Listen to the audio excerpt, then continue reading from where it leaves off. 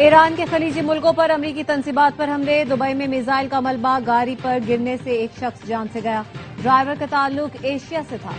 حملہ روکنے کے لیے کامیاب فضائی دفاعی کارروائی کی گئی، دبئی مرینا میں عمارت کے بیرونی حصے پر ملبہ گرا۔ ایران نے آج متحدہ عرب امارات پر 16 بیلسٹک میزائل اور 121 ڈرون فائر کیے۔ اماراتی وزارت دفاع کا کہنا ہے تمام میزائلوں کو فضا میں ہی ناکارہ بنا دیا گیا، 119 ڈرون بھی کامیابی سے انٹرسیپٹ کیے گئے۔ قطری حکام کو بھی ایرانی میزائل حملہ ناکام بنانے کا دعویٰ۔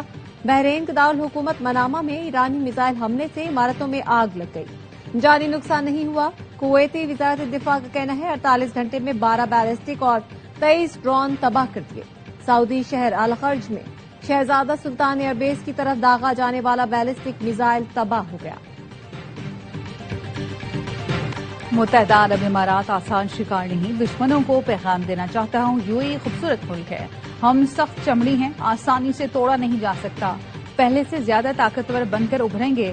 متحدہ عرب امارات کے صدر محمد بن زید ال نہیان کا ایران جنگ کے بعد عوامی سطح پر پہلا بیان، کہا قوم حالت جنگ میں ہے، اپنے ملک، عوام اور خاندانوں کے لیے اپنا فرض ادا کریں گے۔ اماراتی صدر نے ایران کے میزائل حملوں میں زخمی افراد کی عیادت کی۔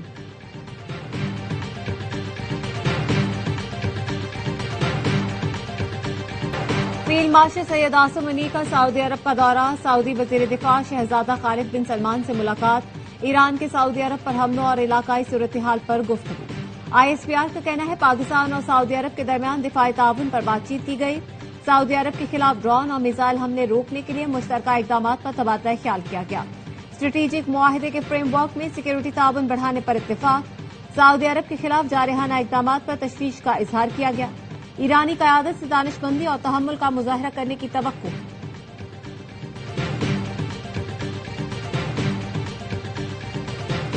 ایران نے حالیہ کشیدگی کے دوران ہمسایہ ملکوں پر حملوں پر معذرت کر لی، ایرانی صدر مسعود پزشکیان کا کہنا ہے اب ہمسایہ ملکوں کو نشانہ نہیں بنایا جائے گا، لیکن کسی ہمسایہ ملک سے ایران پر حملہ ہوا تو جواب دیا جائے گا۔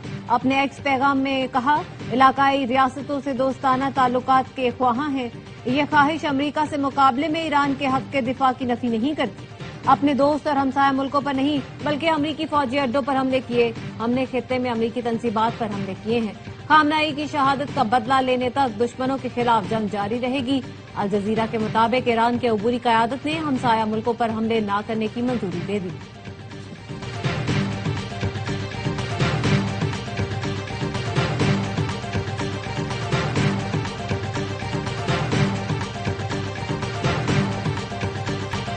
امریکی صدر کا ایران پر مزید شدت سے حملے کرنے کا اعلان، کہا آج ایران کے رویے کی وجہ سے سخت کارروائی سے غور ہے، ایران نے ہمسایہ ملکوں کے سامنے سرنڈر کر دیا، ایران مشرق وسطی پر قبضہ کرنا چاہتا تھا، امریکی اور اسرائیلی حملوں کے باعث پیچھے ہٹنے پر مجبور ہوا۔ صدر ٹرمپ نے 3 دن میں ایران کے 42 جہاز تباہ کرنے کا دعویٰ بھی کیا، کہا ایرانی نیوی فضائی طاقت اور مواصلاتی نظام تباہ کر دیا۔ ٹرمپ نے جنگ میں امریکی فوجیوں کی ہلاکت کا اعتراف کرتے ہوئے کہا ایران سے ہمارے فوجی جس طرح واپس آ رہے ہیں ایسے نہیں آنا چاہیے تھا، جنگ میں امریکی ہلاکتوں کی تعداد کم کرنے کے لیے کام کر رہے ہیں۔ ٹرمپ نے وارننگ دی ایران مکمل طور پر ہتھیار ڈال دے ورنہ مکمل طور پر تباہ کر دیا جائے گا۔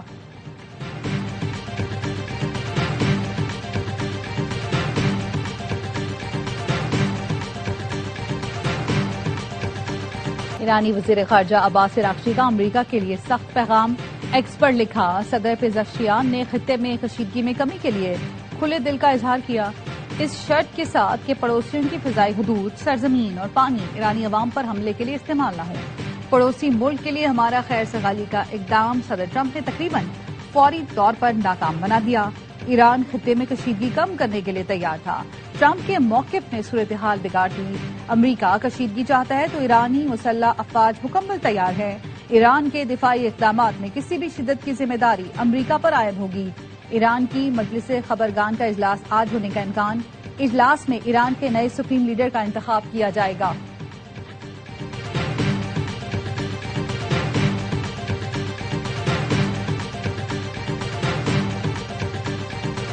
اسرائیل کا تہران میں پاسداران انقلاب کا ایئر ڈیفنس کمانڈ سینٹر تباہ کرنے کا دعویٰ، اسرائیلی فوج کا کہنا ہے بیلسٹک میزائلوں کی تیاری اور لانچنگ کے لیے استعمال ہونے والی سائٹ پر بھی حملے کیے، حملوں میں قدس فورس کے جنگی ساز و سامان کے گودام بھی تباہ کر دیے۔ اسرائیل اور امریکی بمباری سے ایران میں شہید افراد کی تعداد 1332 ہو گئی۔ تہران میں مہرآباد ایئرپورٹ پر دھماکے، ایئرپورٹ کا کچھ حصہ متاثر۔ آزادی ٹاور کے قریب بمباری سے کئی عمارتوں کو نقصان پہنچا۔ ترجمان وائٹ ہاؤس کیرولائن لیوٹ کا کہنا ہے ایران کے خلاف کارروائی مکمل کرنے میں 4 سے 6 ہفتے لگیں گے۔ لیبنان میں بھی اسرائیلی حملے جاری، شہداء کی تعداد 294 ہو گئی۔ جنوبی لیبنان اور بیروت کے جنوبی مضافات سے بڑے پیمانے پر نقل مکانی۔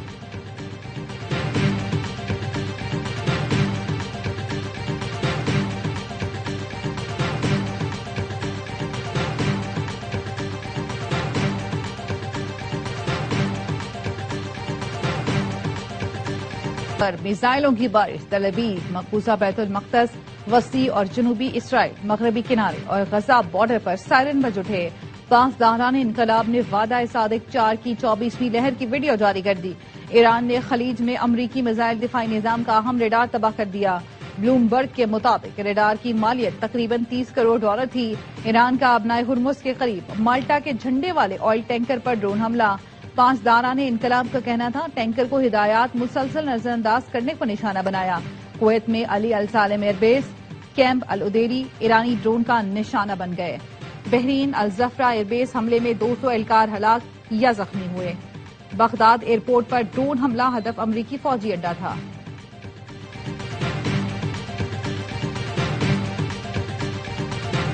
جنگ روکنے کے لیے عالمی رہنماؤں کے رابطے، روسی صدر ولادیمیر پوٹن اور ایرانی صدر کے درمیان رابطہ۔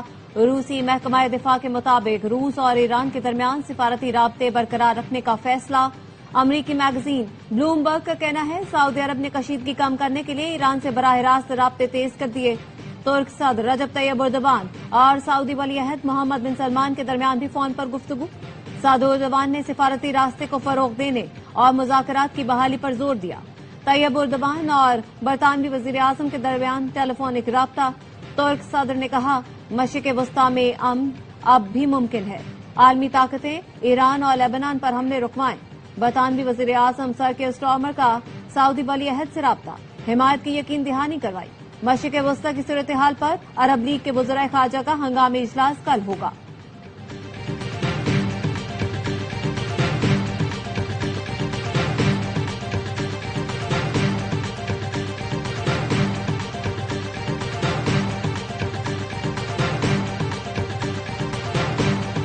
وزیر اعظم شہباز شریف کی زیر صدارت اجلاس، حالیہ کشیدگی سے خطے پر پڑنے والے معاشی اثرات پر بریفنگ۔ وزیر اعظم کی معاشی ترقی، سادگی اور بچت پر مبنی لائحہ عمل تشکیل دینے کی ہدایت۔ آئندہ 48 گھنٹوں میں قابل عمل تجاویز طلب، مصنوعی قلت یا ذخیرہ اندوزی میں ملوث پیٹرول پمپ یا کمپنی کو فوری بند کیا جائے۔ وزیر خزانہ اور وزیر پیٹرولیم صوبوں کا دورہ کریں۔ وزیر اعظم شہباز شریف کی صدر نون لیگ نواز شریف سے ملاقات، ملکی معیشت کی صورتحال سے آگاہ کیا۔ وزیر اعظم نے کہا عالمی مارکیٹ میں تیل کی قیمت بڑھنے پر یہاں قیمتیں بڑھانا پڑیں، عوام کو ریلیف دینے کی کوشش کر رہے ہیں۔ نواز شریف نے کہا غریبوں کی مشکلات کم کرنے کے لیے مزید اقدامات کریں۔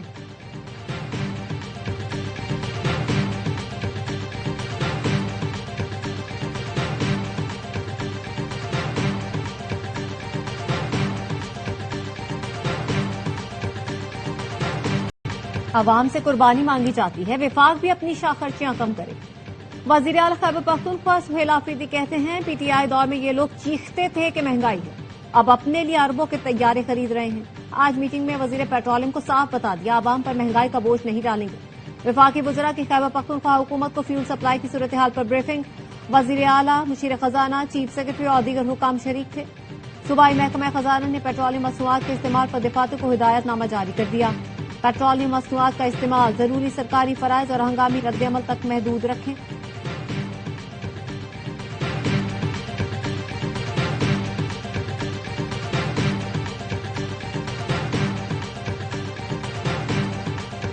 حکومتی اتحادی اور اپوزیشن کا پیٹرول کی قیمت میں اضافے پر سخت رد عمل، پیپلز پارٹی نے پیٹرولیم مصنوعات کی قیمتوں میں اضافہ مسترد کر دیا۔ راجہ پرویز اشرف کا کہنا تھا بہتر ہوتا پیٹرول مہنگا کرنے پر پارلیمنٹ کو اعتماد میں لیا جاتا۔ امیر جماعت اسلامی حافظ نعیم الرحمان نے کہا حکومتی وزراء اپنے اخراجات کم کریں، حکومت نے بھی مہنگا پیٹرول تو خریدا ہی نہیں، سستا پیٹرول مہنگا کر کے عوام کو نچوڑ رہی ہے۔ سرکاری افسران کی بڑی گاڑیوں کے استعمال پر پابندی لگانے کا مطالبہ کرتے ہوئے کہا کہ وزیر اعظم مخلص ہیں تو 1300 سی سی سے بڑی گاڑیوں کے استعمال پر پابندی لگائیں۔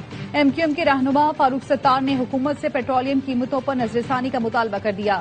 کہا پیٹرول کی قیمت میں بے انتہا اضافے نے عوام کی مشکلات میں مزید اضافہ کر دیا۔ ایسا نہ ہو حالات انارکی پر چلے جائیں اور لوگ تنگ آمد بجنگ آمد ہو کر سڑکوں پر نکلیں۔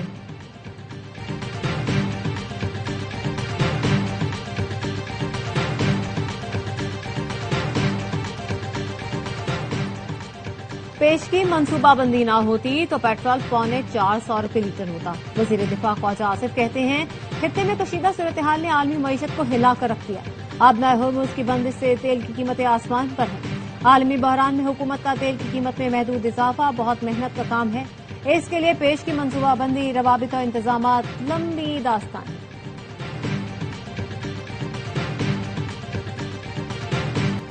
ٹرانسپورٹرز کے بعد پاکستان ریلویز نے بھی کرایوں میں اضافہ کر دیا۔ اکانومی کلاس کا کرایہ 5، اے سی کلاس کا 10 اور مال گاڑیوں کا کرایہ 20% بڑھا دیا۔ اطلاق 9 مارچ سے ہوگا۔ حکومت نے جیٹ فیول کی قیمت میں 154 روپے اضافہ کر دیا۔ فی لیٹر قیمت 342 روپے 37 پیسے ہو گئی۔ ایئر لائنز کے کرایوں میں 5000 تک اضافے کا امکان۔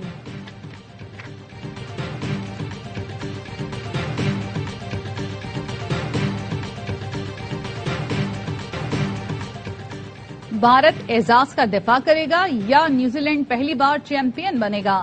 T20 ورلڈ کپ کے فاتح کا فیصلہ آج احمد آباد میں ہوگا۔ 1.5 ارب آبادی کے بھارت کا مقابلہ 53 لاکھ آبادی والے نیوزی لینڈ کی ٹیم سے ہے۔ دونوں ٹیموں کی بیٹنگ پاور ہاؤس کیویز نے سیمی فائنل میں 170 رنز کا ہدف صرف 13 اوور میں حاصل کیا۔ بھارتی ٹیم نے سیمی فائنل میں ناک آؤٹ کی تاریخ کا سب سے بڑا سکور بنایا۔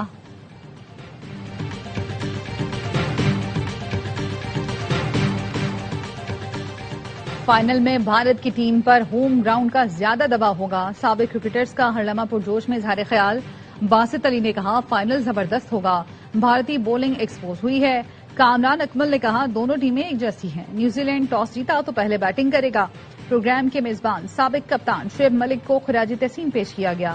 شائستہ لودھی بنی ہر لمحہ پرجوش کی مہمان، سامنا کیا دلچسپ سوالوں کا۔ مصطفیٰ چودھری اور عادی کے چٹکلوں نے مسکراہٹیں بکھیری۔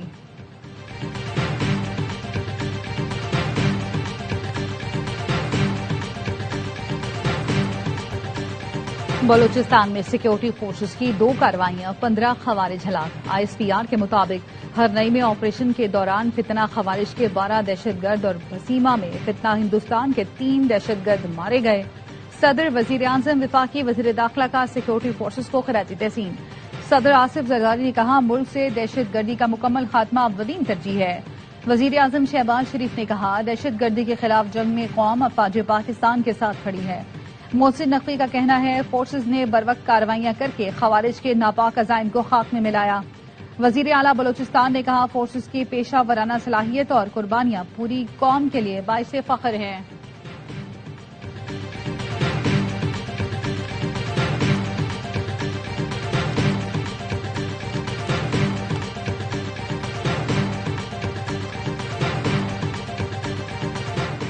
اور بیرونی خطرات سے نمٹنے کے لیے اندرونی اتحاد اور ہم آہنگی ناگزیر ہے۔ شاہ محمود قریشی، یاسمین راشد اور دیگر رہنماؤں کا پارٹی کو خط۔ اعجاز چودھری، عمر سرفراز چیمہ اور محمود رشید نے لکھا داخلی سیاسی عدم استحکام ملک کے لیے نقصان دہ ہو سکتا ہے۔ اختلافات ختم کر کے اعتماد بحال کیا جائے اور آگے بڑھا جائے۔ سیاسی جماعتوں، عسکری قیادت، عدلیہ، وکلاء اور میڈیا کو مل کر آگے کا راستہ متعین کرنا ہوگا۔